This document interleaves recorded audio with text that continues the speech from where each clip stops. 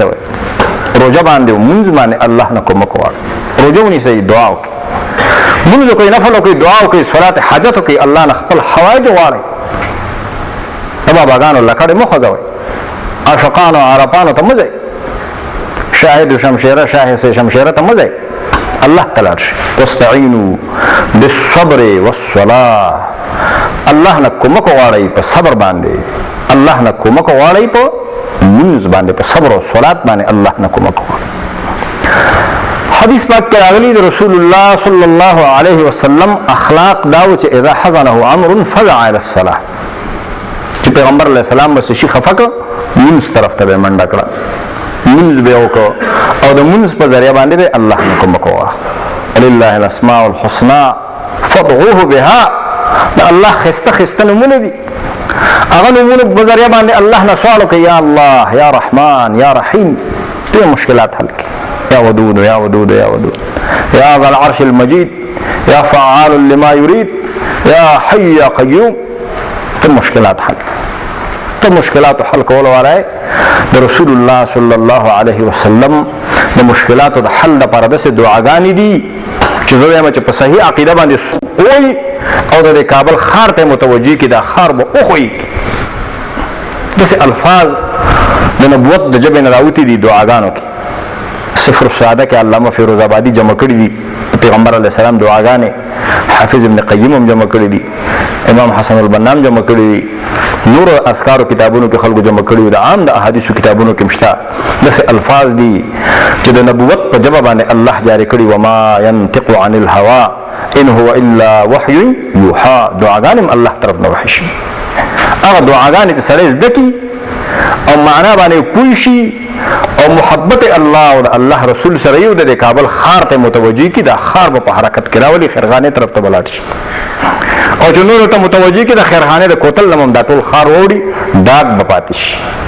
او کله مې پر ته تام متوجي کړي مې پر به اوار شي جلال آباد سره برابر شي دغه الفاظ دي دونه پکې زور دی دونه پکې قوت دی دونه پکې طاقت دی انسانان د نبوت په جواب باندې چې کوم الفاظ راوتی دي هغه نه ځان مستغنی کوي په باباګانو باندې ګرځي مزارتونو باندې ګرځي چې ته چا قبر چونه کړي هغه په منډه وایي دام په چونه کړي د کوم څه چل شته دا چل نه ولې چونه کو چې چونه کړي څه چل دی هغه په منډه وایي دا مکه وي الله نه واره استعانت الله نه واره الله په دمونو باندې الله په ذکر باندې په تلاوت باندې په اعمال صالحه باندې او په صبر او په منځ باندې حدیث کې راغلی خپل بیمارو علاج صدقه باندې وکړي دا الله مدد صدقه باندې جلب کوي الصدقه تطفئ غضب الرب صدقه دا الله غصه سړی دا الله غصه ختمي بیماری چې بالکل نه کیږي صدقه وکړه الله پاک پلار کې مسلسل صدقه وکړه د صدقې په وجه باندې الله بیماران خکې مریضان الله په صدقه باندې خکې الله کومکونه جلبي الله مدد حاصلېږي ایاک نستعين خدای مونږ ته مدد غواړو خدای مونږ ته کومک غواړو د نبی عليه الصلاه والسلام محبت او د نبی عليه الصلاه والسلام مینا دمن د الله کومک جلبېږي د نبی عليه السلام مینا نبی عليه الصلاه والسلام سره محبت نه د ایمان نه خلا نبی عليه الصلاه والسلام دینه چې په ځل کې نه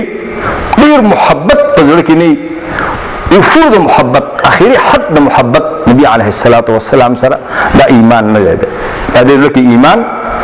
نشته د حدیث کې راغلی هغه په وسوک مؤمن نشي چې د خپل ځان نه د خپل اولاد نه د ټول دنیا نه او د مور پلار نه ورته محبوب ونه ګرځم هغه په وسوک مؤمن نشي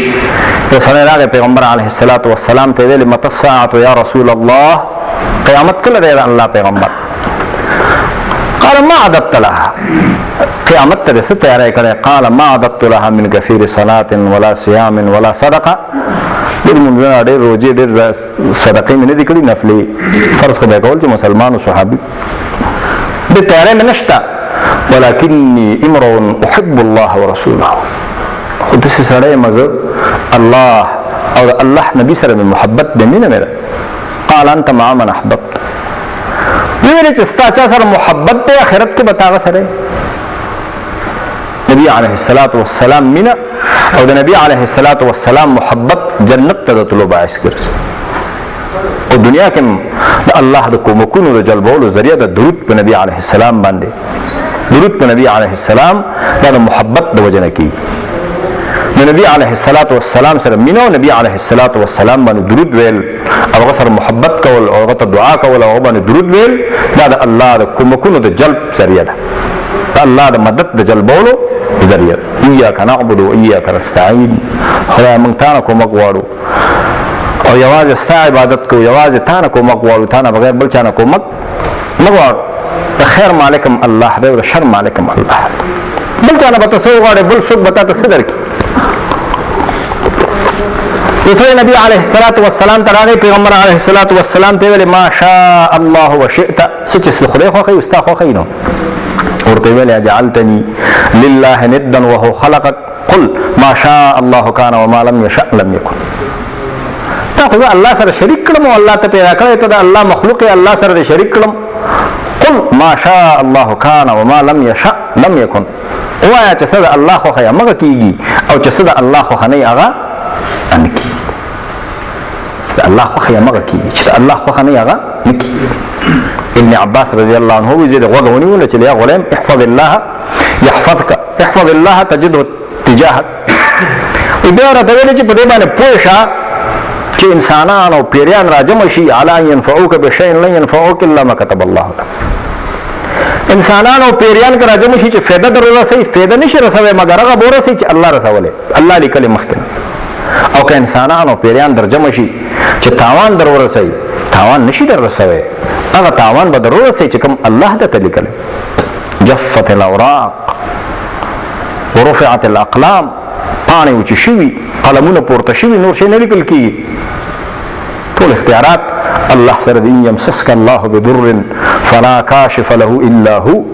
الله درته تکلیف درورسي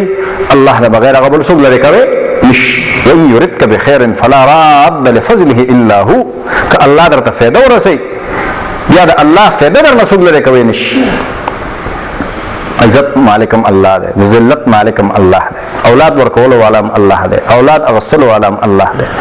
حکومت ورکول والام الله دی حکومت اغستل والام الله دی قل اللهم مالك الملك تؤتي الملك من تشاء وتنزع الملك ممن تشاء وتعز من تشاء وتذل من تشاء بيدك الخير انك على كل شيء قدير يهب لمن يشاء اناثا ويهب لمن يشاء الذكور چاته چې خو شي الکان ورکی چاته چې خو شي جنکې ورکی چاته چې خو شي دواړه ورکی ويجعل من يشاء عقيما چاته چې خو شي نه الکان ورکی نه جنکې هیڅ نه ورکی ورکول والا الله ارشد الله پلاس کړي مدد به الله نه غواړي کومک به الله نه غواړي استعانت به الله نه غواړي د خیر او د شر تم به الله نه کوي خیر به الله نه غواړي او د شر د محفوظولو دعا به الله نه غواړي چې الله د شرور او د آفاتونو محفوظ کړي الله نه بغواړي نبی نه به نه غواړي جبرائیل علیه السلام نه به نه غواړي زیارتونو نه به نه غواړي اولیاء نه به نه غواړي اچا نه به نه غواړي اهدنا الصراط المستقيم سوره فاتحه دا القرآن د قرآن بنیاد د قرآن اساس د اساس القرآن متوي القرآن متوي دې قرآن عظیم الشان کې چې څومره مسائل بیان شوي دي تفصیلا په سوره فاتحه کې هغه مسائل بیان شوي دي اجمالا قرآن کې د خالقیت مسله د الله د دلته مشته قرآن کې د الله د حاکمیت او د ربوبیت مسله د دلته مشته قرآن کې د الله د رحمانیت او د الله د صفاتو مسله د دلته د صفاتو ذکر